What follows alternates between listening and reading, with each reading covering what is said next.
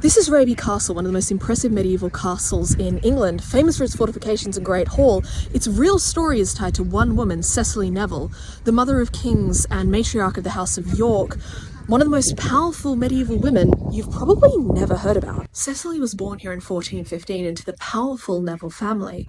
Her mother, Joan Beaufort, was the granddaughter of King Edward III, meaning Cecily was born with royal blood. But in the 15th century, power wasn't safe. At 8 years old, Cecily found herself married to Richard, Duke of York, and suddenly she was no longer just the daughter of a noble family. She was married to the man with a stronger claim to the English throne than the Lancastrian King Henry VI. This claim, whether wanted or not, would lead to war. The Wars of the Roses, a brutal conflict between the House of Lancaster, supported by Cecily's family, and the House of York, her husband's house, cousins fighting cousin for control of the English throne.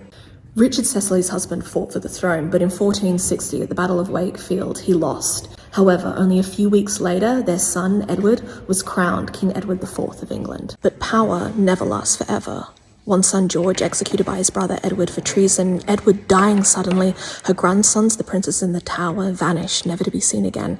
And her youngest son, he became Richard III, the last York king. And when he fell at the Battle of Bosworth, the House of York fell with him. But while the men fell, the women endured. Cecily outlived her husband and her sons, the only major figure from the War of the Roses to survive from beginning right to the very end.